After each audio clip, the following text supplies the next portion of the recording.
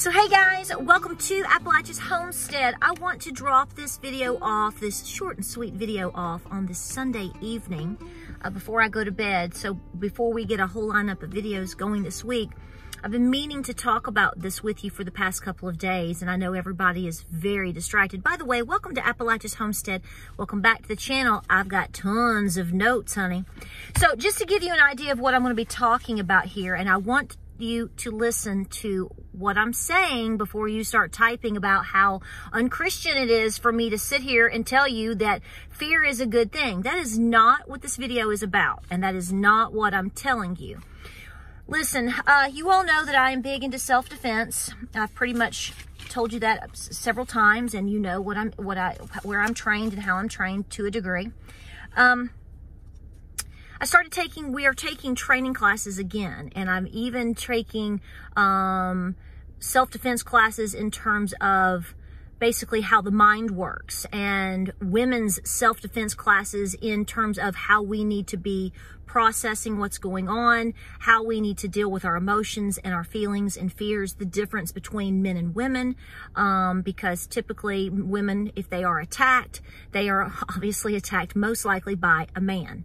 We also know that there is a distinct difference with how men and women think, the body difference. I mean, even our instructors are going to say, if you look at the mushy middle in terms of statistics, if you take the average woman versus the average man, you're looking at the fact that a man is about 90% stronger than a woman. There's ends of this, you know, obviously, but if you look at the overall statistic, you're looking at about a 90% difference in terms of strength. So in order for a woman to have an advantage, there has to be a lot of mental, I don't want to call it a game, but there has to be a lot of ways that women get over them. Men too. I mean, this isn't just for women, but predominantly the idea is you have to understand what you're dealing with. And so I went to a class the other night. It was fabulous. The instructor was wonderful. I really enjoy. I'm going to be training with him some more here in the next couple of weeks. And you know, the thing that struck me the most in this class was at the very, very beginning.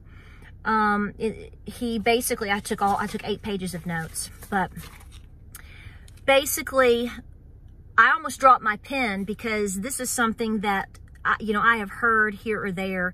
You've probably seen here or there. You know, we're not going to fear anything because we're prepared. We're not going to do this because we're not going to fear. You know, we believe in the Lord, so we're not going to fear. All of these things are true, okay? And I don't want you to panic. But the fact of the matter is, this is what you need to understand. Every single one of us are human, and to some level, we are all anxious about a lot of things that are going on right now, and for good reason, okay? We don't have to give examples. You already know. You're here, and, you know, here you are. So you know what's going on as far as the banking crisis, as far as inflation. What is the Fed going to do? What is going on with war? We have no leadership. What do we have to do to try to maintain our homes and our pantries? And we could go on and on. We haven't even touched all the minutia that we've been in over the last 3 years in terms of the pandemic and all of these other things, right? It's endless.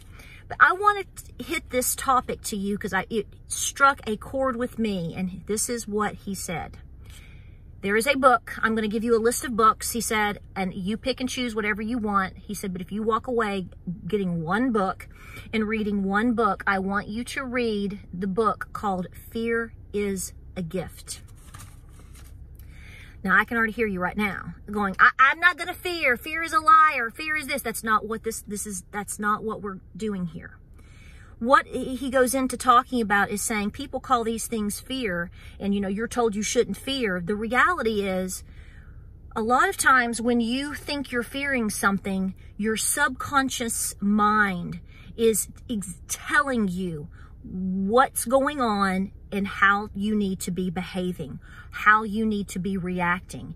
It is your Spidey sense in a sense. So in the class, we went into, for example, he talked about a woman who was being approached by a man, a very pushy individual. Long story short, he sort of pushed his way into her apartment. He manipulated her verbally by helping her with bringing her groceries in. She kept telling him no. They did an interview with this woman.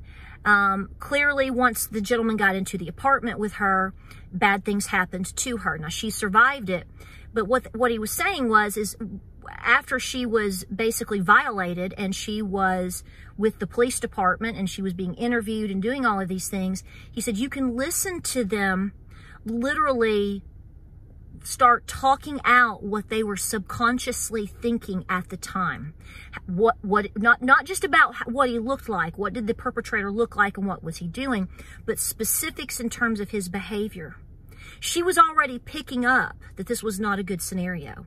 She was already picking up that he was very nervous or he was very sweaty and he was very this or that or the other. And she still went with it. In other words, she wasn't reactive to the point where she basically got herself out of that scenario. She didn't drop the groceries and run down the hall and start screaming and saying no and all of these things, getting him away, stopping the situation as much as she could before it ever got to the point where she couldn't. This could be the same situation that a lot of us are in right now. I'm seeing individuals right now that know everything that's going on and they know they should be preparing and they're not. You know these people. Now, we can't do anything about somebody else other than talking to them, hopefully like I'm talking to you and you're hopefully taking it in and you're talking back to me or whatever. My point is don't be this person right now. It is described as knowing, quote, something is off, something is wrong. It's your spidey senses, as he said. It's the same feeling that you get if you go somewhere and you feel like somebody's watching you.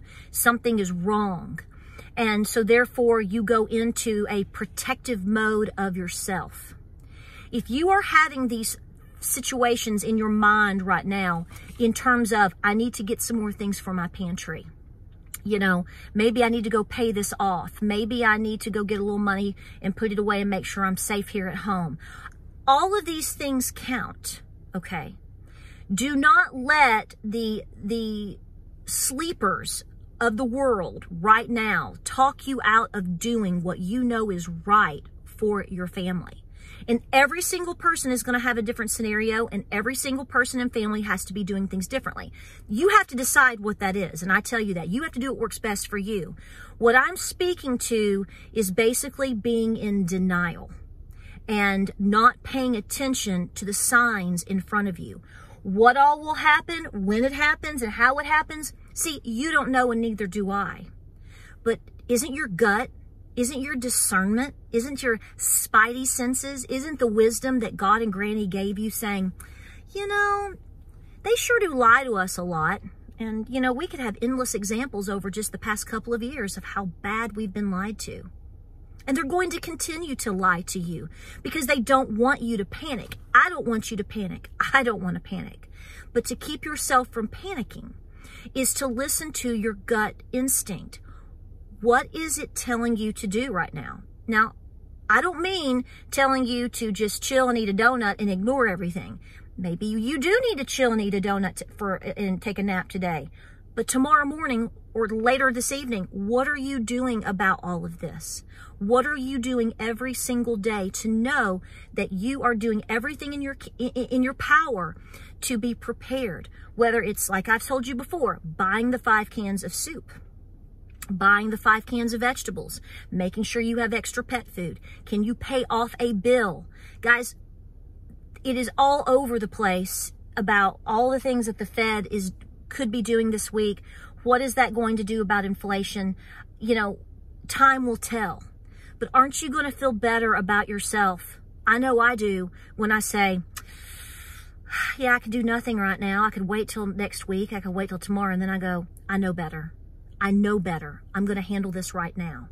I'm going to do this right now. I'm going to can these green beans, or I'm going to can these pinto beans. I'm just going to do one thing today or 2 things. I'm going to be more organized in my pantry. See, we could have endless examples, and we always do this when we make videos.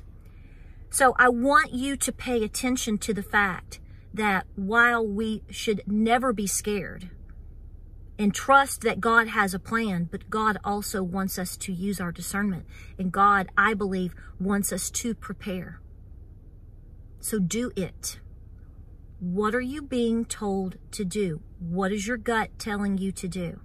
Like I said, I'm not telling you to panic, but I'm telling you to be very proactive and listen to the voice and listen to what God is telling you and listen to what gift you've been given in terms of what God and Granny have gifted you with that discernment. I hope this video finds you well. I hope that you are doing great this weekend. I hope you spent time with family. I hope you found ways to prepare your pantry some more and you're taking care of business. You've got to be very active right now, okay? I know that there's times we get a little overwhelmed. I don't deny that. Take a small break. Drink some coffee. I don't know. Like I say, play Scrabble with your kids. Take a deep breath. Pray. But you better come back to it, because you know your gut is telling you to do so. Guys, we have a lot of videos coming up this week. Hopefully we're going to bounce out. I think we're in red bud winter. I've got a video about the 5 little winters of Tennessee and red buds. Let me tell you something. Red buds typically don't bloom here in Tennessee, East Tennessee, until about the first week of April. And we get a very cold blast, like the first week of like April 3rd, you know. Our red buds have bloomed at least 3 weeks early, and we're going to be like 23 degrees again tonight. Very cold. What I'm telling you is the season is coming in soon.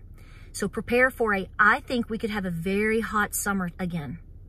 What if your crops don't come in that you are hopefully planning for already, which you should, and the things that you think are going to sustain you throughout 2023 into 2024 going forward? Here's what I'm telling you. We can't predict the future, but we can certainly prepare for it. Remember, fear may be a gift if you think about it in these terms.